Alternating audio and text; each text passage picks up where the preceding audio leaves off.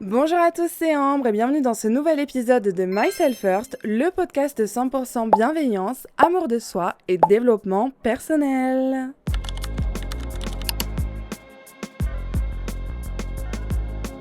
J'espère que vous allez bien, en tout cas moi ça va, parce qu'aujourd'hui on se retrouve pour un épisode qui est dédicacé à Clément. Je n'en dirai pas plus. Et dans cet épisode, on va parler de ma dating life, parce qu'à 23 ans, je n'ai jamais eu de copain. Par contre, j'ai eu beaucoup de flirts. Donc, j'ai appris beaucoup de choses et je me suis dit qu'aujourd'hui, il était temps que je vous partage tous mes apprentissages. En fait, je vois vraiment pas les flirts comme des échecs, comme des relations non abouties qui t'ont rien appris, qui servent à rien.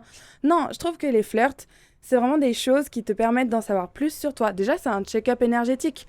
Le genre de mec que tu attires, le genre de mec que tu permets de rester dans ta vie, ça en dit long sur la valeur que tu t'accordes, le respect que tu t'accordes, la confiance que tu as en toi. Et puis, j'estime sincèrement que chaque homme qui a fait partie de ma vie m'a appris quelque chose sur l'amour, sur les relations hommes-femmes, sur moi-même. Et ça, c'est hyper intéressant. Et cet épisode sera en 2 parties parce que j'ai vraiment beaucoup trop de choses à dire. Et aujourd'hui, on va surtout se concentrer sur les débuts de relation. Genre le mindset de base avant de dater qui que ce soit. Et comment agir durant les premières semaines de flirt.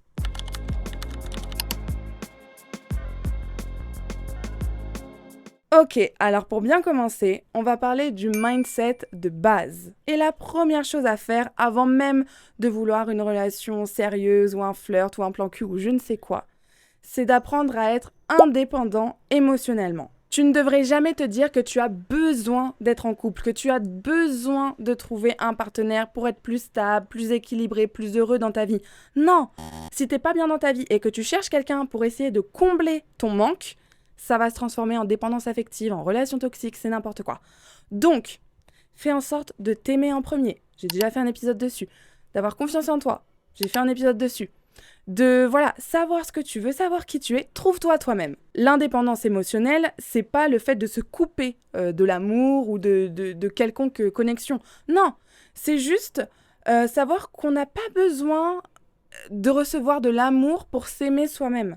Tu dois t'aimer suffisamment pour ne pas être à la recherche de validation extérieure. Des fois, tu penses que t'es attaché à un mec, mais t'es pas attaché à lui, t'es attaché à ce qu'il t'apporte. Que ce soit lui ou un autre, c'est pas ça qui t'intéresse. C'est l'affection, l'attention, les compliments, le concept d'être en couple qui t'intéresse. Des fois, on fait l'amalgame entre je veux être en couple, donc je vais prendre le premier qui arrive, et non, cette personne me plaît vraiment, c'est elle que je veux. Et pourquoi je vous raconte ça ? Eh bien, tout simplement parce que ça va vous permettre de vous détacher beaucoup plus facilement de flirts qui mènent à rien ou même de relations toxiques. En fait, quand je voyais qu'une relation avec un mec était vaine, je me disais, mais Ambre, de toute façon, t'en as rien à faire de lui.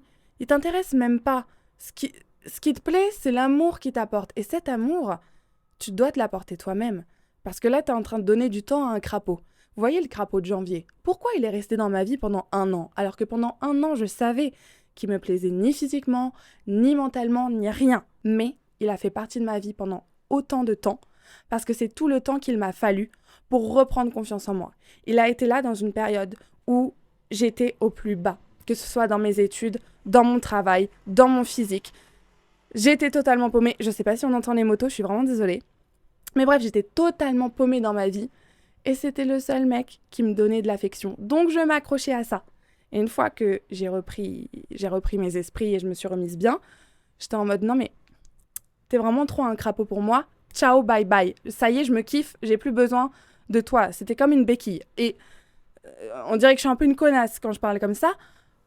Mais c'était un gros connard aussi, donc c'est pas grave. Enfin bref, tout ça pour dire que des fois, tu penses que t'es attaché à un mec alors que t'es juste attaché à un autre truc. Le mec de Lyon, je lui ai couru après pendant 1 an. À chaque fois, c'est des histoires de 1 an. Alors qu'il en avait rien à faire de moi. Mais qu'est-ce que je cherchais ? Je cherchais sa validation. Parce qu'en fait, à ce moment-là, je n'avais pas confiance en moi, notamment à cause de ma réputation. Vous savez, j'ai fait une vidéo sur l'hypersexualisation où j'expliquais qu'on m'a toujours vue comme une fille facile. Et je me suis dit, mais si ce mec me voit comme, je sais pas pourquoi lui en particulier, mais parce que ma mère l'aimait bien. Et donc je me suis dit, mais si ce mec ne me valide pas, aucun autre homme ne pourra me valider. J'ai besoin de sa validation à lui. Et donc, il fallait que je fasse tout ce qui était en mon pouvoir pour qu'il me respecte. Sauf que plus je faisais ça, plus je le courais après, bah moins il me respectait. Et à un moment, j'ai eu le déclic. Et je me suis dit, mais Ambre, tu le kiffes même pas. Tu le kiffes même pas. C'est pas derrière lui que tu cours, c'est derrière ton besoin de validation masculine. Donc voilà, si vous avez des flirts ou des mecs qui arrivent pas à vous sortir de la tête et vous vous accrochez, mais vous dites, mais non, mais je sais que c'est un red flag, mais je sais pas, je l'aime trop. Non, non, non, c'est pas lui que vous aimez.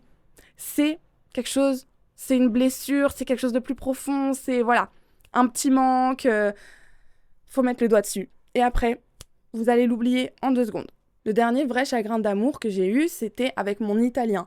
Parce que lui, je le kiffais vraiment en tant que personne et tout ce qu'on a vécu, c'était sincèrement incroyable. Mais sinon, quand j'arrête de parler à quelqu'un, bah, ça me fait rien. Je suis vraiment énormément détachée parce que je me dis, bah, c'était juste pas ce mec, l'homme de ma vie.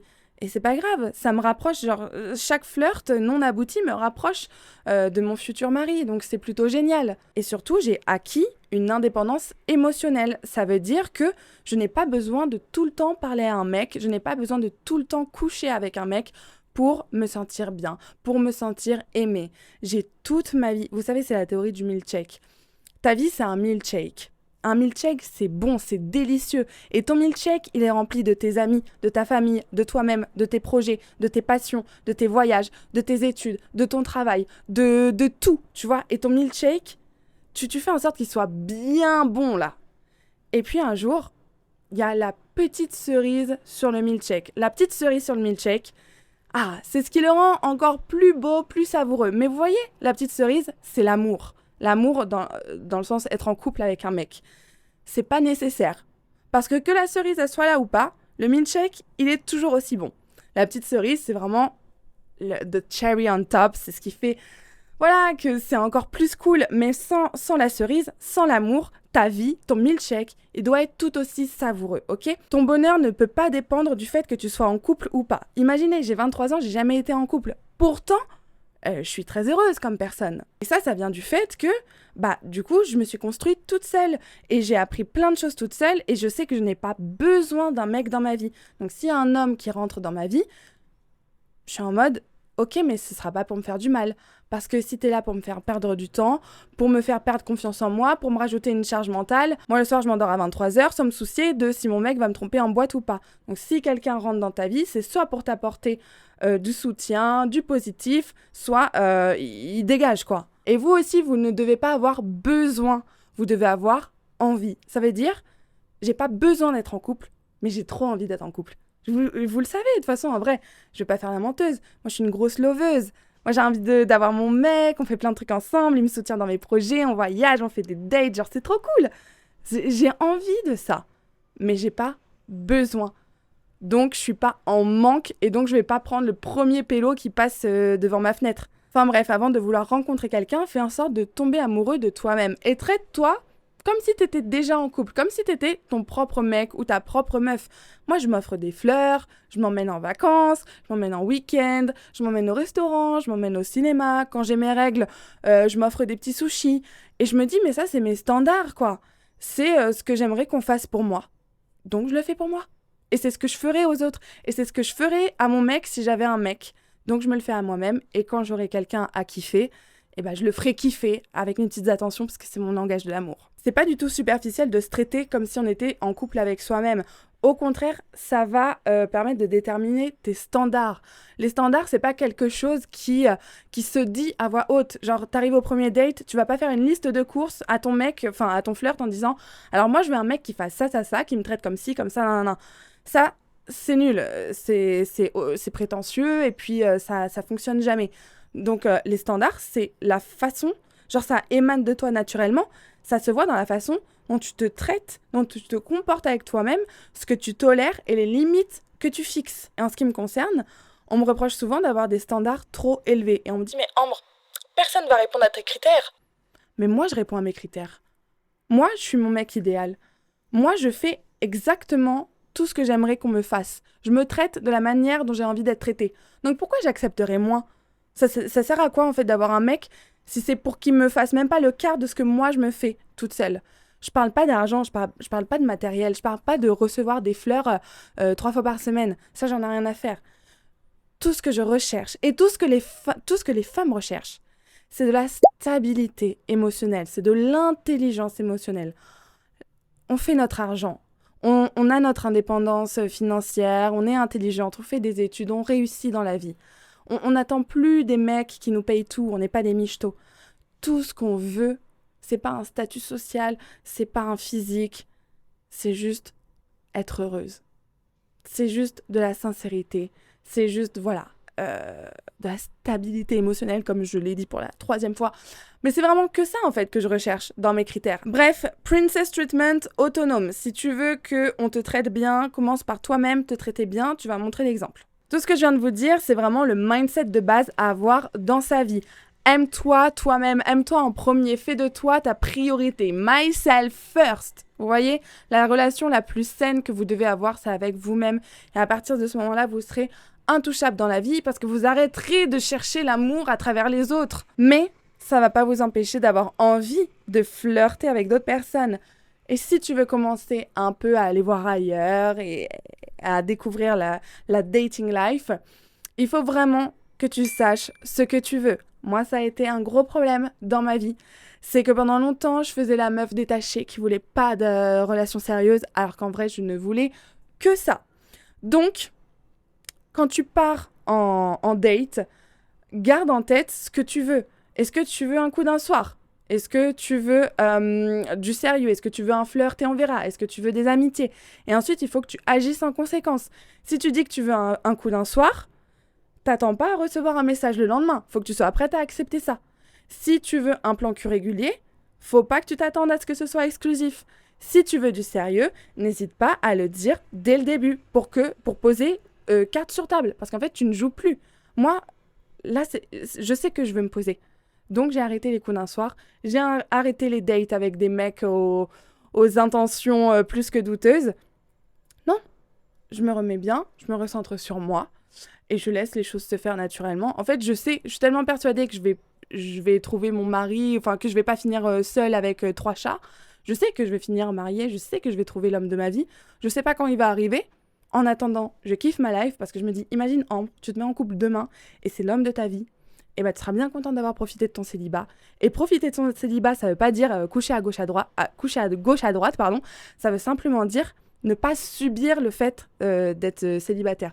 Moi, je suis très heureuse, je fais plein de choses, j'ai énormément de temps. Tout à l'heure, je discutais avec une copine qui me disait, mais là, tu vois, c'est génial, toi, tu sors énormément, tu peux voyager comme tu veux. Et moi, j'adore mon mec, j'adore le fait d'être en couple, mais c'est vrai que je voyage beaucoup moins. Donc, je suis en mode, bah, moi, je vais profiter d'être célibataire pour faire tout ce que je veux et voyager sans contrainte. Et quand je serai en couple, bah, je serai très contente d'être avec mon mec, mais d'avoir profité de ma jeunesse avant. Donc, pose-toi vraiment la question, de quoi j'ai envie là, maintenant ? Est-ce que j'ai envie d'ouvrir mon cœur ? Est-ce que j'ai besoin de me remettre d'une rupture ? Est-ce que je veux vraiment pas m'attacher. À toi de voir. Et agis en conséquence et choisis les bonnes personnes. Si tu veux te poser, mais que tu vas que vers des mecs qui sont indisponibles émotionnellement, ça va faire mal. Mais quoi que tu veuilles, n'aie pas peur de poser des limites et d'exprimer clairement tes objectifs. Si tu veux du sérieux, dis-le. Et si le mec, il veut pas du sérieux et qu'il s'en va, mais tant mieux. C'est la sélection naturelle. C'est genre, vous étiez pas fait pour matcher. La dernière fois, je suis sortie en boîte et j'ai rencontré un mec, un 10 sur 10, hein, sur le papier, mais en ce moment, ça m'arrive beaucoup. Des mecs qui, physiquement, mentalement, ils sont parfaits. Mais il y en a un, il voulait pas s'engager. J'ai dit, bah, ciao, bye bye. Et il comprenait pas.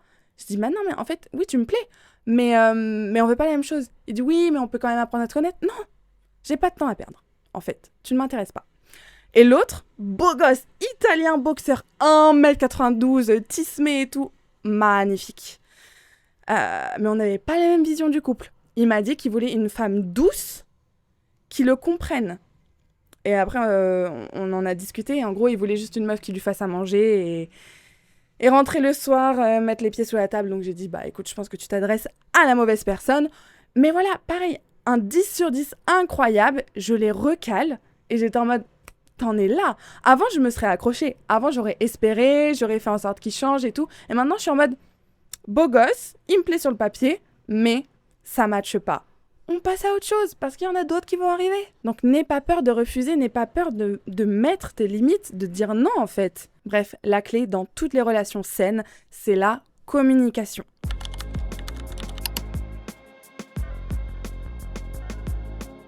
Ok, maintenant t'as trouvé un petit mec qui te plaît bien, vous commencez à flirter, et là, je vais te donner tous mes petits conseils en début de relation. Premier conseil, ne change pas pour plaire. Bien sûr que quand on flirte avec quelqu'un, on veut se montrer sous notre meilleur jour, on veut qu'il voit nos qualités, on veut toujours être bien apprêté, on fait très attention à la façon dont on parle, dont on gesticule, etc.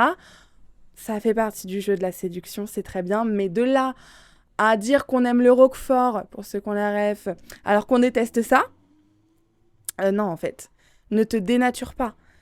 En fait, des fois, on voit un mec, on se dit, purée, il me plaît, il faut que ça matche, il faut que je lui corresponde. Donc, on va faire en sorte de lui correspondre, mais lui-même ne nous correspond pas. Donc, on va s'inventer un personnage. Et en fait, quand, admettons que la relation, elle fonctionne, bah, soit elle continue à fonctionner parce que tu n'es pas toi et donc tu seras jamais épanoui dans la relation, soit au fil du temps, tu deviens de plus en plus naturel, tu redeviens toi-même. Et en fait, là, du coup, le mec, il se rend compte que c'est pas la meuf qu'il avait au début du flirt et donc ça va pas marcher. Bref, la phase de flirt, c'est vraiment un test pour savoir si vous êtes compatibles. C'est pas une question de rejet. L'ego, il a rien à faire là-dedans. Si le mec, il estime que tu ne lui corresponds pas, ça veut pas dire que t'es moche, ça veut pas dire que tu pues, ça veut pas dire que tu vas jamais trouver un mec pour toi. Au contraire, ça veut dire que c'était juste pas lui, c'était pas le bon. Et tant mieux, un homme qui part de ta vie, c'est une bénédiction parce que il part tout seul de lui-même. Et ça, c'est incroyable. T'as pas à souffrir, t'as pas à pleurer. Non, il s'en va tout seul. Tout comme toi, je pense que des fois on l'oublie un petit peu, hein, mais le nombre de recals, le nombre de stops qu'on a mis à des mecs, le nombre de mecs qui nous kiffent et nous on en a rien à faire, ben voilà, c'est des dynamiques, faut voir dans les deux sens en fait. Il y a des mecs qui te plaisent mais c'est pas réciproque et il y a des mecs à qui tu plais et c'est pas réciproque. Sois authentique, sois naturel. Si tu joues un rôle tout le temps, bah les personnes qui te cherchent vraiment, elles pourront jamais te trouver. C'est bête mais pendant longtemps, pour moi, c'était impossible que le mec me voie démaquillée. Limite, le matin, je me réveillais, j'allais passer 15 minutes dans la salle de bain à me refaire une beauté, me laver les dents et tout, pour qu'il me voie toujours un minimum apprêté. Et puis, en fait, je me suis dit, mais si on se met ensemble, il y a forcément un moment où il va me voir sans maquillage, il va me voir le dimanche avec mon bonnet en satin sur la tête et aucune dégaine, et mes boutons si j'en ai, et mon ventre gonflé quand j'aurai mes règles, et mes poils sur les jambes parce que j'ai pas envie de me raser tous les jours. Et ben en fait, même s'il me voit comme ça le premier date, j'en ai rien à faire. Et c'est ce qui s'est passé avec un mec. Il m'envoie un message, on se parlait un petit peu, il me propose de venir me chercher à la gare. Mais c'était genre un dimanche soir. Moi, j'avais passé le week-end chez mes parents à me goinfrer. Vous voyez, la dégaine du dimanche soir. T'es dans le train, pas de maquillage, les cheveux décoiffés, t'es en jogging, t'as tes sacs de courses parce que tes parents ils t'ont donné de la bouffe pour la semaine. Et là, le mec te dit, je t'attends à la gare, je vais te déposer chez toi. Avant, c'est sûr que j'aurais dit non. Mais là, j'étais en mode... Ouais, why not? Il me voit comme ça. Ok, je suis pas sur mon 31, mais il y a forcément un moment dans la relation où il va me voir naturel comme ça. Et bah si c'est le premier jour, ce sera le premier jour. Alors cette relation n'a mené à rien, mais c'est pas parce que j'étais moche. D'ailleurs, il m'a dit que j'étais super jolie. C'est parce que voilà, c'est lui qui ne voulait pas de relation sérieuse. Moi, j'en voulais. Donc j'ai dit, écoute, tu me plais, mais on n'est pas sur la même longueur d'onde. Bye. Donc sois toi-même. Les mecs, ils préfèrent les meufs démaquillées, ils préfèrent les meufs naturelles.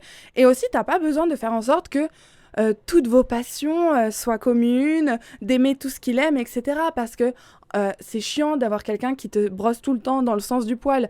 Si t'es pas d'accord avec lui, tu lui dis. S'il adore le foot et que toi tu trouves que c'est nul, t'as le droit de lui dire que t'aimes pas ça, que c'est pas ton truc. Si vous avez pas les mêmes idées, vous avez le droit de vous disputer dessus. Au contraire, les mecs ils préfèrent une meuf qui a du bagou, qui a pas peur de s'opposer dans ses idées, etc.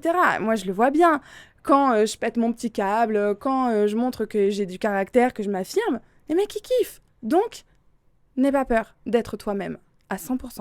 Deuxième conseil, en début de flirt, sois détaché. La règle, c'est que plus tu te détaches, plus il s'attache. D'ailleurs, si t'as tendance à t'attacher trop vite dans tes relations, je te conseille d'aller écouter l'épisode 18.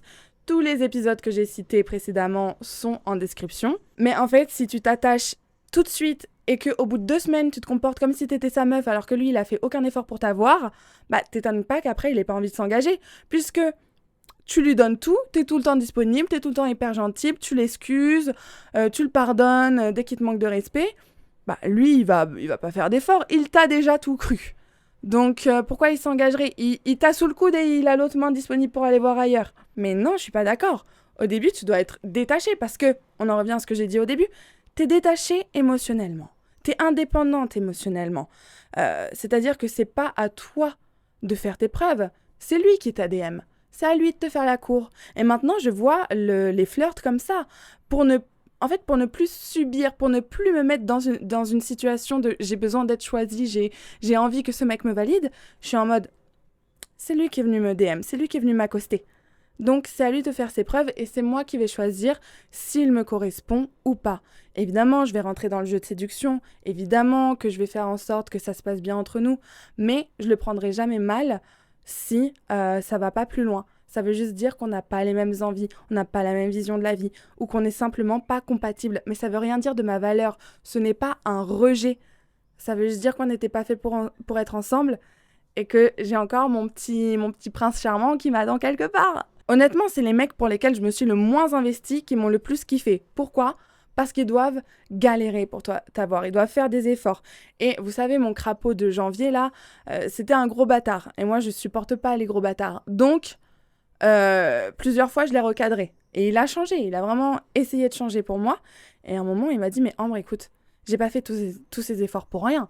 Là, ça y est, j'ai trop changé pour toi. Maintenant, il faut que la relation, elle fonctionne. Hein. Donc voilà, fais-toi désirer, n'aie pas peur. Et même, en fait, quand tu dis non à un mec, dans sa tête, ça va juste lui donner encore plus envie de s'investir pour la relation.